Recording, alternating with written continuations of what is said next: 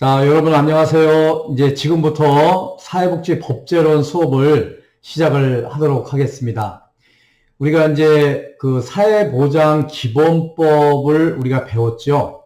이 사회보장 기본법을 기준으로 해서 우리 사회보장이라는 그 뿌리를 내렸다고 얘기를 했습니다. 그 사회보장 기본법에 사회보장을 중심으로 해서 이제 세 가지 줄기가 이렇게 나왔다 그랬는데, 사회보험, 또 공공부조, 사회서비스, 이렇게 세 가지 줄기가 나왔다. 이렇게 우리가 사회보장 기본법에서 배웠습니다.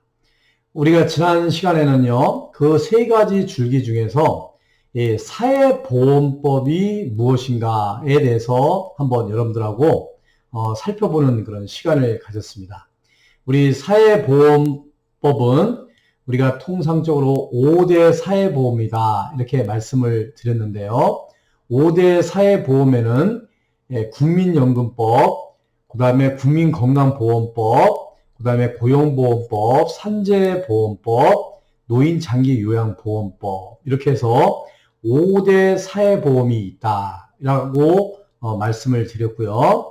또 우리 특수직업 연금이 있는데요. 연금보험이 있는데 우리 공무원연금법, 또 군인연금법, 사립학교 교직원연금법, 그리고 별정직 우체국 직원연금법 이렇게 해서 네 가지를 이야기를 했습니다. 그래서 우리가 통상적으로 사회보험 하면 5대 사회보험 플러스 이제 네 가지 특수직업 보험 해서 이 9가지를 우리가 사회보험이다라고 이야기를 한다 이렇게 말씀을 드렸습니다. 그래서 지난 시간에는 우리 사회보험 5대 사회보험에 대해서 여러분들하고 한번 이야기를 쭉 나눴습니다. 그래서 우리 사회보장 기본법의 기준인 그 사회보장, 사회보장에는 사회보험, 공공부조, 사회서비스 이렇게 세 가지 줄기로 나눠서 지난 시간에는 사회보험에 대해서 이제 살펴봤고요. 자, 오늘은 여러분들하고 공공부조에 대해서 한번 살펴보도록 하겠습니다. 우리 공공부조법 이렇게 얘기를 하는데요. 이 공공부조법은 우리가 총 5가지의 법이 있습니다. 첫 번째가 국민기초생활보장법, 의료급여법, 그 다음에 긴급복지지원법, 또 기초연금법, 장애인연금법 이렇게 5가지를 우리가 공공부조법이다라고 이야기를 합니다. 그러면 이 공공부조법이라는 것은 무엇인가 우리가 한번 알아볼 필요가 있겠죠. 또 이 공공부조법에 해당되는 이 5가지 법이 어떠한 법인지 우리가 배워볼 필요가 있습니다. 그래서 오늘은 여러분들과 함께 이 공공부조에 대한 법, 공공부조법을 한번 알아보는 그런 시간을 갖도록 하겠습니다. 우리가 시간 관계상 전체적인 그 5가지 공공부조법을 다 살펴볼 수는 없을 거라고 생각이 들어요.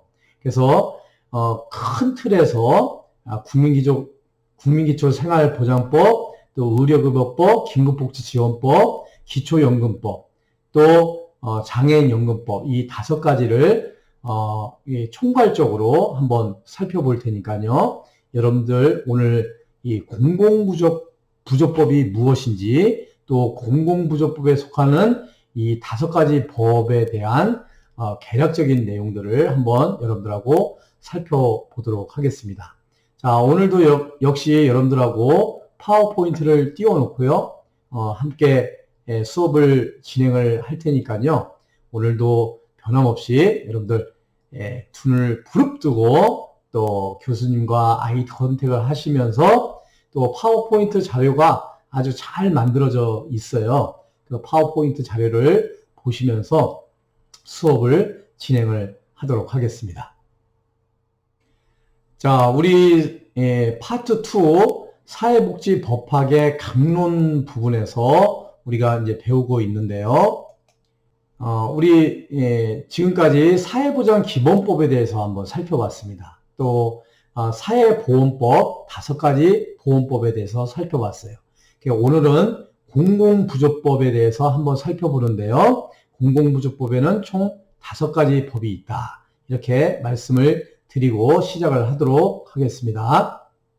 자, 공공부조법 우리 배우는 순서는요. 공공부조법의 일반론에 대해서 한번 공공부조법이라는 것이 무엇인가 이렇게 한번 살펴보고요. 우리 공공부조법에 해당되는 국민기초생활보장법에 대해서 한번 알아보고 의료급여법에 대해서 알아보고 기초연금법에 대해서 알아보고 긴급복지지원법에 대해서 한번 살펴보도록 하겠습니다.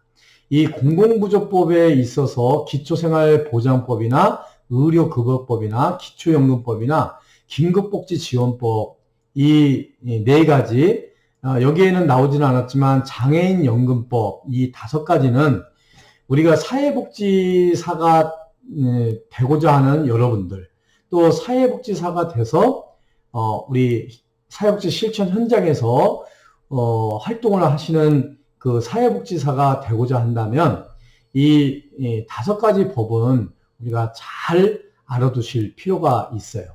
그래서 우리가 뭐 시험을 보기 위해서가 아니라 우리가 사회복지사가 되기를 원하시는 여러분들이 사회복지 실천 현장에서 반드시 이 공공부조법 정도는 알아야만 제대로 된 사회복지사로서 클라이언트에게 사회복지를 제대로 실천을 할 수 있지 않을까 이렇게 생각이 됩니다. 자, 우리 공공부조법의 개념에 대해서 한번 살펴볼게요. 자,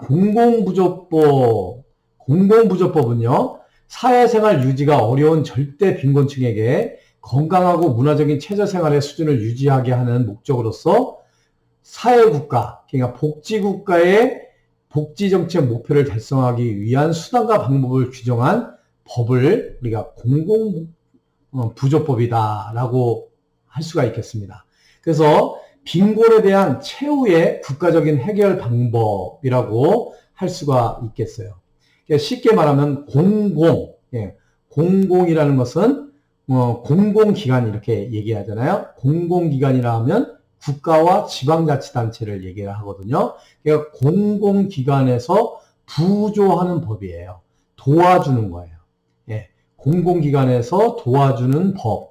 그래서 공공부조법이다. 그래서 이 공공부조법은 빈곤 문제를 해결하기 위한 법이다. 이렇게 여러분들이 이해를 하시면 되고요. 이 법은 국민이 인간다운 생활을 영위할 수 있도록 하기 위해서 모든 국민을 대상으로 해서 차별 없이 제공되는 보편적인 프로그램이 아니라 엄격한 자산조사와 상태조사 및 부양 의무자의 유무에 따라서 선정된 대상자에게만 실제로 급여를 실시하는 법이라고 할 수가 있겠어요. 그래서 우리가 선별주의 원칙의 법이 공공부조다 이렇게 말씀을 드렸습니다. 그래서 지난 시간에 우리 배웠던 사회보험은 보편주의적인 원칙에 의해서 전 국민을 대상으로 해서 전체를 대상으로 하는 법, 그래서 사회보험법 이렇게 말씀을 드렸는데 반해서 이 공공부조는요 전체 국민들 중에서 기초생활을 할 수 없는 최저생활 수준을 유지하기 어려운 사람들에게 빈곤 문제를 해결할 수 있도록 선별적으로 복지 혜택을 드리는 그런 법이다. 그래서 선별주의적인 원칙의 입장에서의 공공부조법이다 라고 지난 시간에도 설명을 드렸는데요. 이 사회보험법과 공공부조법이 이렇게 차이가 있다라고 할 수가 있겠습니다. 자, 이 공공부조법의 특징은요, 국가와 지방자치단체 또는 관련 공공단체의 공공부조 사업이다 라는 게 특징이에요. 이게 국가나 지방자치단체 또는 공기업 같은 경우가 공공기관이죠. 이게 공공기관에서 부조해 주는 거예요. 도와주는 법. 이렇게 말씀을 드릴 수가 있겠고요. 이 법적 보장으로서는 모든 국민이 보호 대상이지만 실제로 자격 여부를 판정하기 위해서 실시하는 자산조사나 생활상태조사를 거쳐서 선별된 빈곤층, 소수자에게만 급여를 제공하는 법이에요. 그래서 선별주의 원칙이다 말씀을 드렸어요.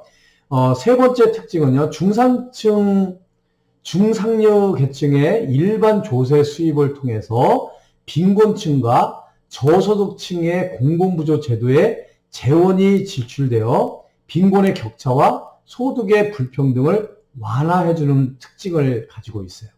그래서 사회보험은 보험료를 기여함으로 인해서 전 국민을 대상으로 해서 실시하는 법이다 라고 한다면, 이 공공부조는요 기여가 없다 그랬죠. 무기여라고 했죠. 그러니까 국민이 기여하는 바가 없어요. 다만 이 빈곤층과 저소득층에 대해서는 국민들의 세금을 낸 것을 가지고 어려운 사람들을 도와주는 법이다.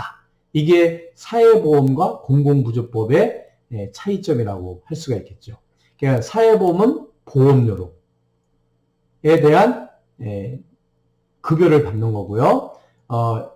이 공공부조법은 무기여 상태에서 일반 조세로 그 재원을 마련을 한다. 이런 특징을 가지고 있습니다. 네 번째 특징은요, 지원 대상자는 공공부조의 재원을 위해서 자신이 별도로 경제적인 기여를 하지 않게 돼요. 무기여를 하는 거죠. 기여가 없습니다. 공공부조에 필요한 재원 조달은 일반 조세의 수입을 통해서 마련을 한다라는 그런 특징을 가지고 있습니다. 자, 이렇게 네 가지 공공부조법의 특징을 가지고 있는데요. 요것은 사회보험과 공공부조법의 차이이기도 합니다. 참고를 하시기를 바라고요. 자, 우리나라 공공부조법제에는요, 대표적으로 국민기초생활보장법과 의료급여법이 있어요. 의료급여법.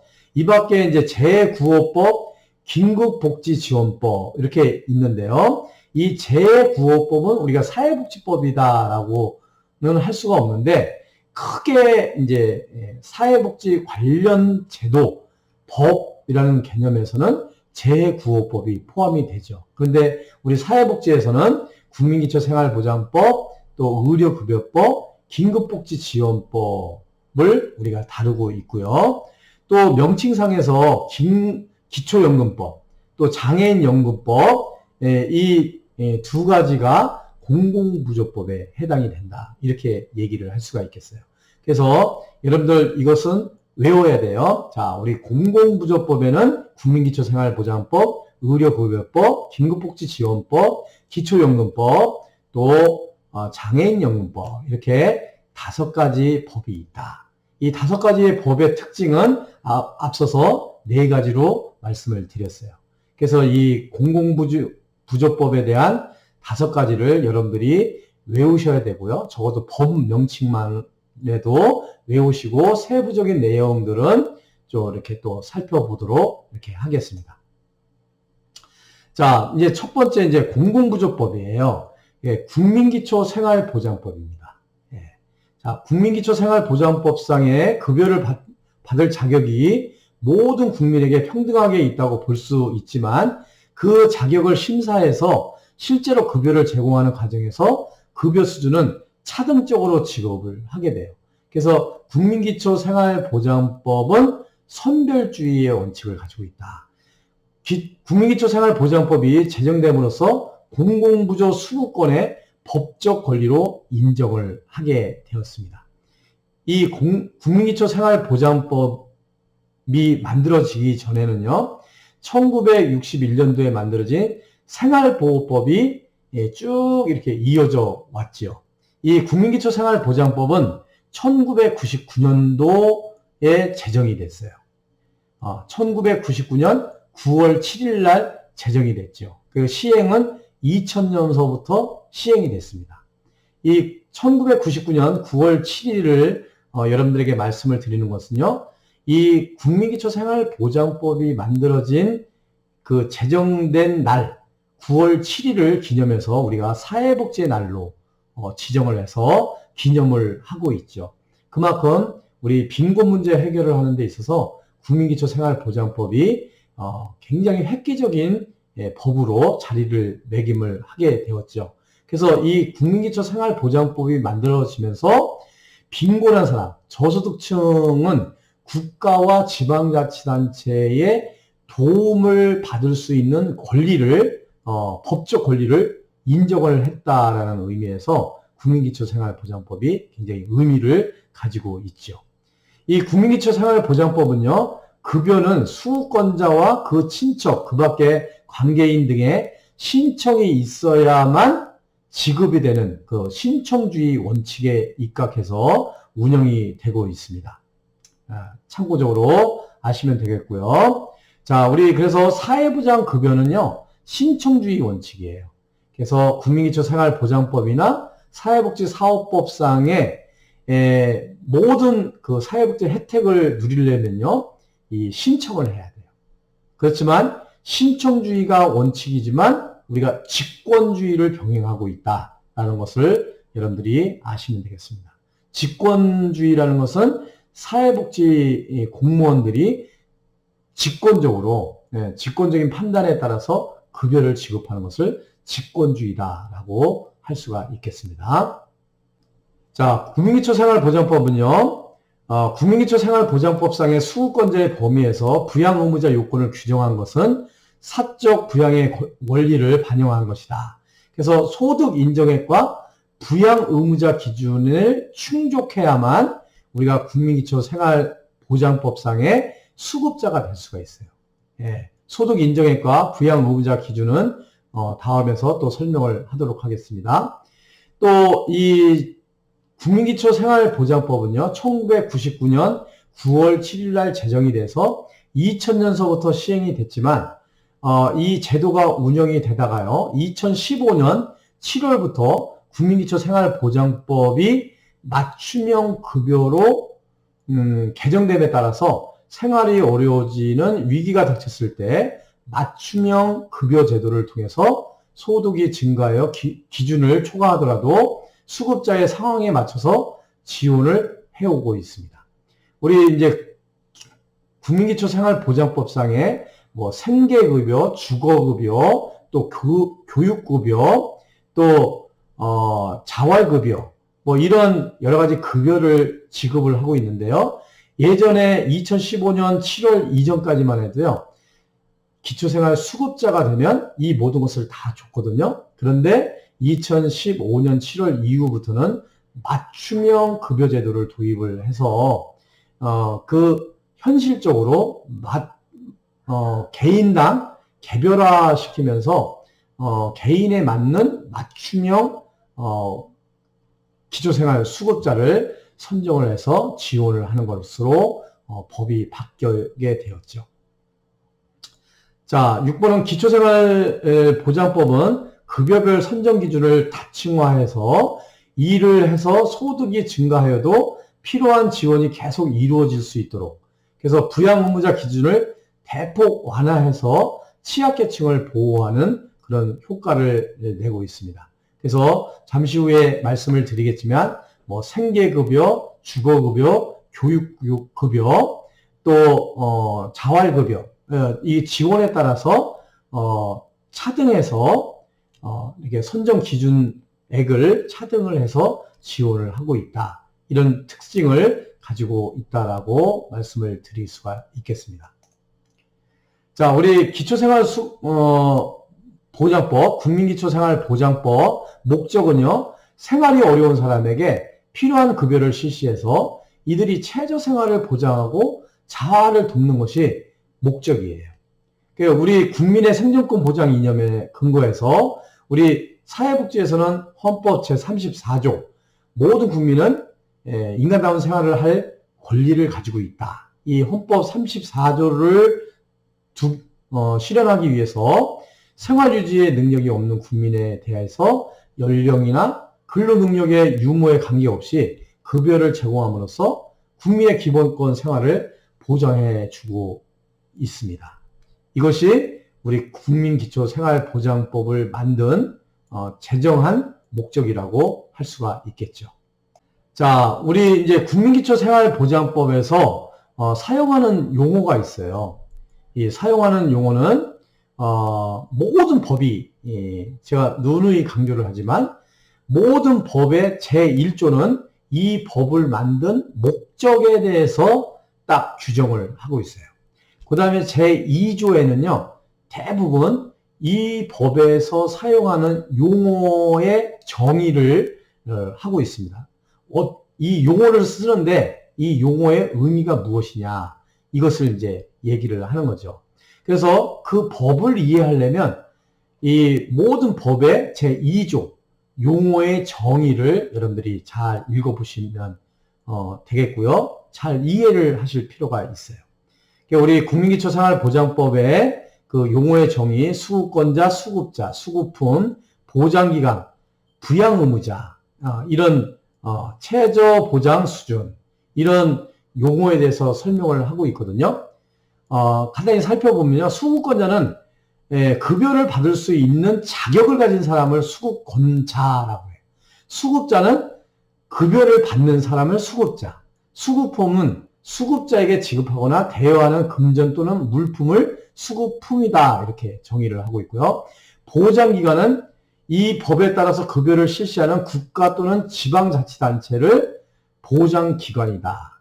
국가나 지방자치단체를 보장기관이다 라고 용어를 사용을 한다는 거죠. 자, 부양의무자, 이거 굉장히 중요한 국민기초생활보장법에서 중요한 단어거든요. 수급권자를 부양할 책임이 있는 사람을 우리가 부양의무자라고 해요. 이 부양의무자는요, 수급권자의 일촌의 직계 혈족 및 그 배우자를 우리가 부양의무자다라고 얘기를 해요. 제1촌이라는 것은요, 나를 기준으로 해서 자녀죠. 자녀. 또 부모는 이 자녀죠. 그래서 1촌은 바로 밑에를 얘기하는 거예요. 그러니까 저를 기준으로 한다면 저의 밑에는 우리 딸 아들이죠. 그래서 딸 아들이 부양 의무자예요. 그리고 거기다 플러스 만약에 딸이 결혼을 했다. 그러면 사위가 부양 의무자예요. 아들이 결혼을 했다. 그 며느리가 부양 의무자예요. 그래서 일촌 직계 혈족 및 그 배우자를 우리가 부양 의무자다. 그래서 이 부양 의무자는 우리 기초생활 수급자가 되는 데 있어서 아주 중요한 선정 기준이 되고 있어요. 그래서 여러분들이 이거를 잘 이해를 하셔야 돼요.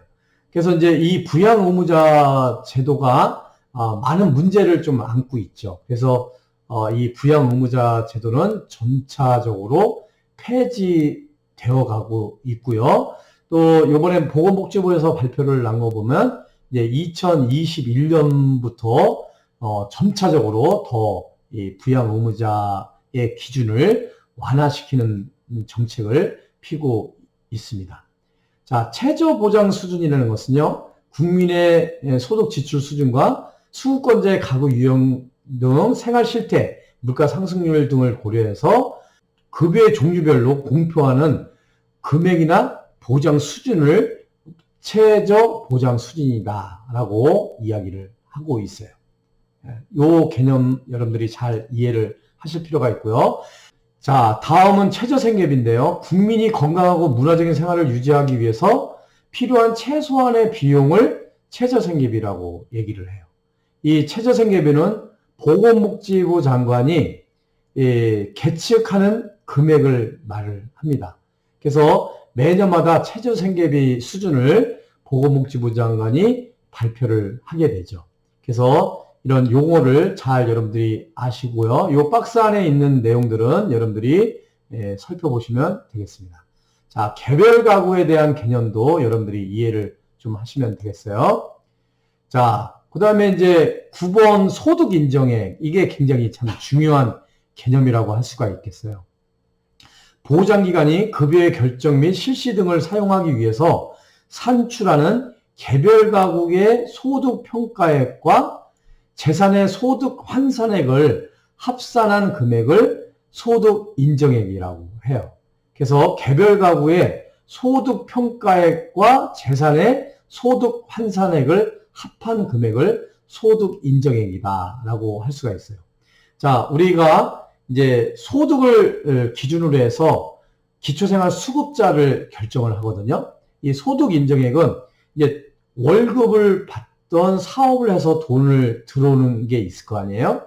또 부동산이 있을 거 아니에요. 부동산, 집이거나 어떤 토지를 가지고 있잖아요. 이 집이나 토지를 소득으로 환산을 하는 금액이에요. 그래서 소득 평가액 플러스 이 재산을 가지고 있는 것을 재산의 소득 환산액, 재산을 뭐 토지나 뭐 주택이나 이런 재산을 소득으로 환산한 금액을 합친 금액, 이것을 소득 인정액이라고 해요. 그래서 이 소득 인정액이 기초생활 수급자를 선정하는 데 중요한 역할들을 한다, 이렇게 말씀을 드릴 수가 있겠어요. 자, 이 10번째는요, 차상위 계층 이 개념인데요. 이 차상위 계층도 여러분들이 잘 또 이해를 하셔야 돼요. 수급권자에 해당되지 아니하는 계층으로서 소득 인정액이 대통령령으로 정하는 기준 이하의 계층, 통상 소득 인정액이 기준 중위 소득의 100분의 50 이하인 사람을 우리가 차상위 계층이다, 이렇게 얘기를 해요.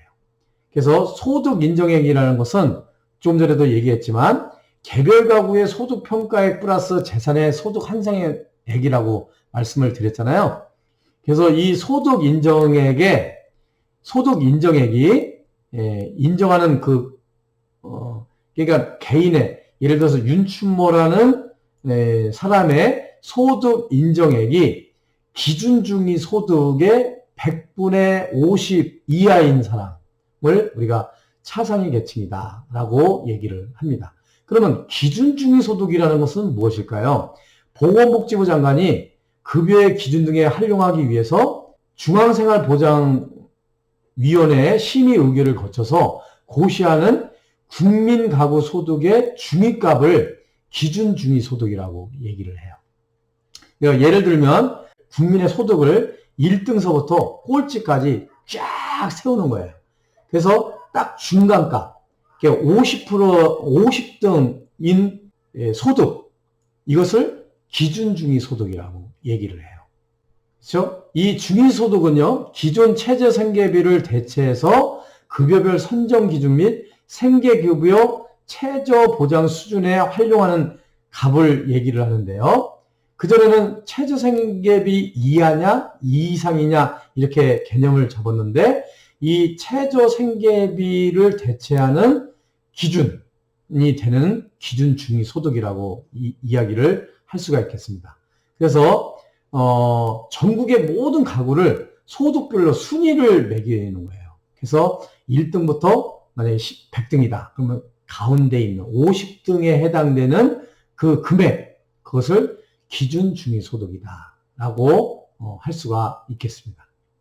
자, 이렇게 해서 여러분들하고 국민기초생활보장법에서 사용하는 그 용어의 정의에 대해서 여러분들에게 말씀을 드렸습니다. 이 용어의 정의는 여러분들이 잘 개념을 잡을 필요가 있습니다.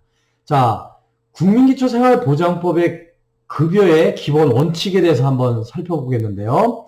이 법의 급여는요, 수급자가 자신의 생활의 유지, 향상을 위해서 그의 소득, 재산, 근로 능력 등을 활용해서 최대한 노력하는 것을 전제로 해서 보충하고 발전시키는 것이 기본 원칙이라고 할 수가 있겠어요. 그래서 부양 의무자의 부양과 다른 법령에 따른 보호는 이 법에 따른 급여에 우선해서 행해지는 것으로 한다, 이렇게 얘기를 할 수가 있겠고요. 부양 의무자의 부양은 국민기초생활보장법에 따른 급여에 우선해서 행하여진다, 이렇게 규정을 하고 있어요.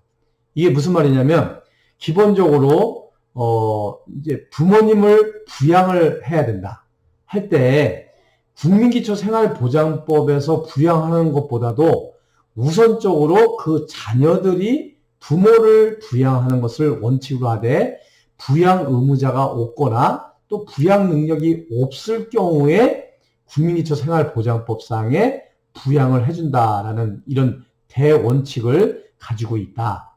이런 말씀을 드리는 것입니다. 그래서 급여의 기본 원칙 첫 번째, 두 번째 이 사안을 여러분들이 잘 숙지를 할 필요가 있겠습니다. 자, 이 수급권자인데요. 수급권자는 이 법에 따라서 급여는 건강하고 문화적인 최저 생활을 유지할 수 있는 것이어야 한다. 이렇게 규정이 되어 있고요. 급여의 기준은 수급자의 연령, 가구의 규모, 거주 지역, 그 밖에 생활 여건 등을 고려해서 급여의 종류별로 보건복지부 장관이 정하거나 급여를 지급하는 소관 중앙행정기관의 장이 보건복지부 장관과 협의해서 급여의 기준을 정한다. 이렇게 되어 있습니다. 그 보장기관, 국가나 지방자치단체의 이 보장기관은요, 이 법에 따른 급여를 개별 가구 단위로 실시하되 특히 필요하다고 인정할 경우에는 개인 단위로 실시한다라는 이 원칙을 가지고 있다라고 말씀을 드릴 수가 있고요. 참고적으로 이 밑에 사항은 여러분들이 한번 읽어보시면 좋겠습니다. 자, 그 다음에 네 번째 수급권자에 대한 규정은요. 지방자치단체인 보장기관은 해당 지방자치단체의 조례로 정하는 바에 따라서 이 법에 따른 급여의 범위 및 수준을 초과해서 급여를 실시할 수 있다. 이렇게 되어 있어요. 자, 그래서 이 수급권자라는 것은 이 급여를 받을 수 있는 권리를 가지고 있는 사람이지만 우리가 급여를 수급권자라고 해서 다 받는 것은 아니죠. 아까 말씀드린 것처럼 신청을 해야 돼요. 신청주의 원칙이죠. 내가 신청을 하게 되면 수급자가 되는 건데요. 이 수급자에는 두 가지 종류가 있어요. 일반 수급자가 있고요. 조건부 수급자가 있습니다. 일반 수급자는요, 일반적으로 조건 없이 급여를 받는 사람을 일반 수급자라고 그래요. 통상적으로 일반 수급자는 부양 의무자가 없거나 노동 능력이 없는 사람들이 통상적으로 일반 수급자가 되는 거죠. 그런데 이 근로 능력이 있는 사람들은 조건부 수급자를 우리가 지급을 하고 있습니다. 조건부 수급자라는 것은요, 18세 이상 64세 이하의 사람이 근로 능력이 있고 자활 근로에 참여를 조건으로 해서 급여를 지급받는 사람을 우리가 근로조건부 수급자다. 이렇게 얘기를 해요. 이 부양조건부 수급자는요, 부양 의무자가 있어도 기피 등으로 조건부 수급자의 선정이 가능한 사람을 부양조건부 수급자다. 이렇게 얘기를 합니다. 소득 인정액이 기준주기 소득의 일정 퍼센테이지 이하일 경우에 해당이 되는데요. 그 해당이 되게 되면 수급자가 되는 거예요. 급여를 받는 사람이 되는 거죠. 수급자에 대해서는 일반 수급자, 조건부 수급자. 조건부 수급자에는 근로조건부 수급자, 부양조건부 수급자. 이렇게 나눠진다라는 것을 아시면 좋겠습니다. 자, 외국인에 대한 특례는 한번 읽어보시는데요. 국내에 체류하고 있는 외국인 중에서 대한민국 국민과 혼인해서 본인 또는 배우자가 임신 중이거나 대한민국의 국적의 미성년 자녀를 양육하고 있거나 배우자의 대한민국 국적인 직계 존속과 생계나 주거를 같이 하고 있는 사람으로서 급여를 받을 수 있는 자격을 가진 경우에는 수급권자가 돼요. 대표적인 예가 다문화 가족이에요. 결혼 이주 여성들. 베트남이나 필리핀이나 캄보디아나 여기서 이렇게 이주를 결혼을 해가지고 오면요, 당장은 외국인 신분이에요. 그렇지만 수급권자가 될 수가 있어요. 그리고 수급자가 될 수가 있습니다. 그래서 국내에 체류하고 있는 외국인 중에서 이런 해당되는 사람들은 수급권자가 될 수가 있다. 이렇게 여러분들이 아시면 되겠습니다. 자, 우리 이제 국민기초생활보장법에서 최저보장 수준 결정과 급여별 수급자 선정 기준, 이게 굉장히 중요한데요. 우리 기초생활 수급자가 된다는 것은 이 최저보장 수준 결정과 급여별 수급자 선정 기준이 굉장히 중요해요. 먼저 최저보장 수준이라는 것은 보건복지부 장관 또는 이 생계급여 또 의료급여 같은 경우는 보건복지부 장관이 소관이고요. 또 주거급여 또 교육급여는 각 국토교통부 장관이나 교육부 장관이 소관인데요. 급여 종류별 수급자 선정 기준 및 최저보장 수준을 결정을 하게 돼요. 그래서 중앙생활보장위원회에서는 국토교통부, 교육부가 참석한 가운데서 기준중위 소득과 함께 연도별, 급여별 선정 기준 및 급여 수준을 이렇게 확정을 하게 됩니다. 그래서 매년 8월 달에 이게 확정이 돼가지고 발표를 해요. 그래서 이미 지난 9월 달에 2021년도에 기초생활 수급자가 되기 위한 최저보장 수준 또는 급여별 수급자 선정 기준이 발표가 됐어요. 그래서 교수님이 여러분들에게 여러 공유도 했지만 윤춘모 교수의 행복한 세상 이 유튜브 채널에 들어가 보시면 2021년도 국민기초생활보장법 이렇게 달라집니다. 또 2021년 국민기초생활수급자 지원 금액이 이렇게 달라집니다. 라는 영상을 찍어서 올렸어요. 그래서 그 구체적인 사안들은 한번 제 유튜브 채널에 참고를 좀 하시면 좋겠어요. 최저보장 수준 결정인데요. 최저보장 수준 결정은요. 기준중위 소득을 기준으로 해요.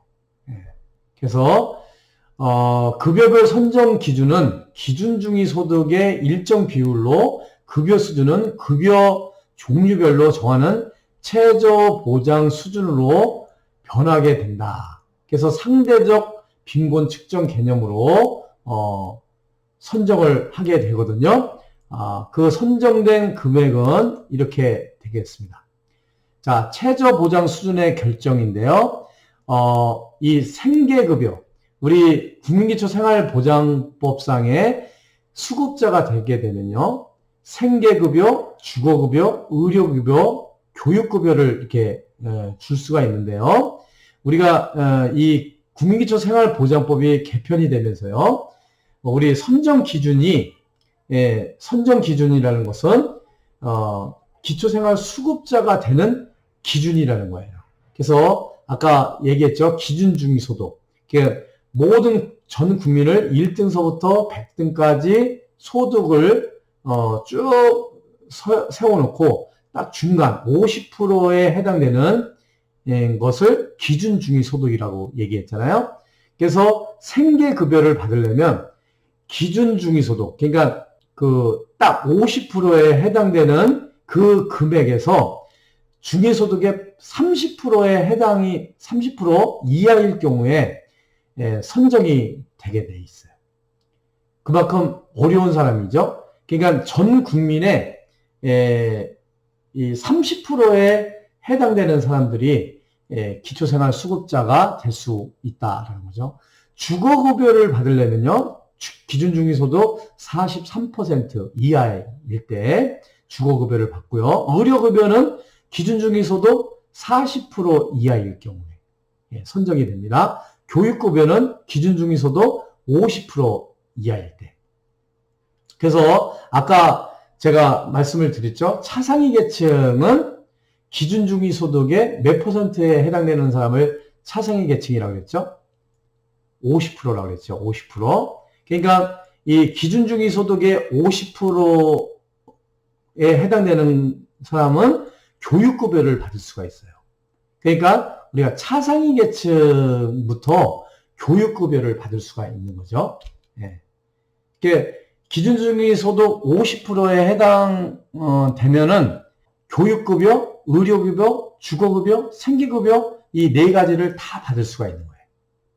자, 기준중위소득의 산정은요, 매년마다 국민기초생활보장법상의 제2조 11호에 따라서 급여의 기준 등에 활용하는 기준중위 소득을 보건복지부 장관이 이렇게 발표를 해요. 그래서 가구원 수를 기준으로 해서 1인 가구는 얼마, 2인 가구는 얼마, 3인 가구는 얼마, 4인 가구, 5인 가구, 6인 가구는 얼마씩 이렇게 발표를 해요. 자, 기준중위 소득의 산정은요, 한번 이거를 쭉 한번 살펴보시면 되겠습니다. 자, 이 사례를 중심으로 해서 이야기를 하고 있는데요. 자, 4인 가족이면서 가구원 전체 소득 인정액이 118만 원 이하라면 기준종이 소득의 30% 이하이기 때문에 30% 이하는 생계, 의료, 주거, 교육 4가지를 다 받아요.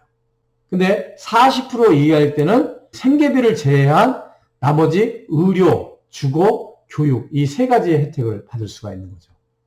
이거 좀 이해가 되시겠죠? 그래서 이렇게 최저보장 수준과 급여별 수급자 선정 기준, 요게 잘 여러분들이 이해를 좀 하실 필요가 있겠습니다. 자, 이 소득 인정액의 산정 기준 한번 이 표를 여러분들이 한번 참고하시고요. 구체적인 사안들은 동주민센터에서 문의를 하시면 되겠습니다. 자, 이제 우리 국민기초생활보장법에서 중요한 그런 항목인데요. 급여의 종류예요. 급여의 종류. 이것은 우리가 선정 기준하고 최저급여 수준도 중요한 그런 항목이지만 이 급여의 종류는 매우 또 중요한 항목이기도 해요. 그래서 여러분들이 이거 꼭 잘 알아두시면 좋겠습니다.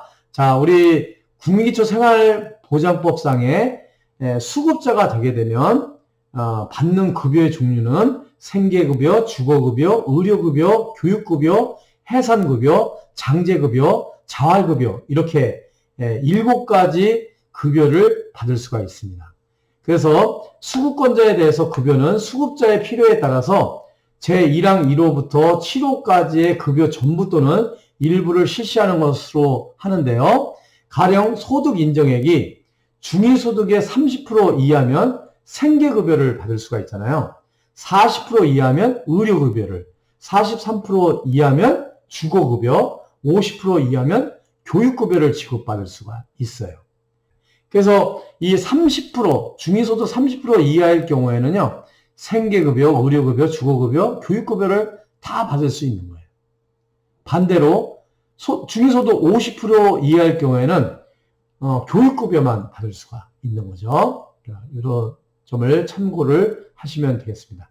이 표는 매우 국민기초생활보장법에서 매우 중요한 표니까요. 이 표는 여러분들이 잘 이렇게 머릿속에 넣어두시면 좋겠습니다. 자, 차상위 계층에 속하는 사람들에 대한 급여는요, 보장기관이 차상위자의 가구별 생활 여건을 고려해서 예산안 범위 내에서 제1항의 2호부터 4호까지 또 6호 및 7호 생계급여와 해상급여는 제외하는데 급여의 전부 또는 일부를 실시할 수 있다. 우리가 차상위 계층은 기준중위 소득의 50%에 해당되는 사람을 우리가 차상위 계층이라고 얘기를 했죠. 그래서 이 차상위 계층에 대해서도 우리가 급여를 지급을 하고 있다. 이렇게 말씀을 드릴 수가 있습니다. 그래서 차상위자에 대한 급여의 기준은 의료급여, 주거급여, 교육급여, 장제급여, 자활급여를 이게 지급을 한다. 이렇게 말씀을 드릴 수가 있겠습니다. 그래서 이 차상위 계층에 속하는 사람들에게 지급하는 급여는 자활급여예요. 자활급여. 여러분들이 참고를 하시면 되겠습니다. 자, 여러분 여기까지 이제 수업을 하고요. 잠깐 여러분들 좀 휴식 시간을 좀 취하시고 화장실 다녀오실 분들은 좀 화장실 다녀오시고요. 좀 피곤하신 분들은 잠깐 좀 휴식을 취하신 다음에 수업을 이어가도록 하겠습니다. 자, 여기까지 수업 받느냐고 수고 많이 하셨습니다. 자, 잠시 후에 다시 뵙도록 하겠습니다.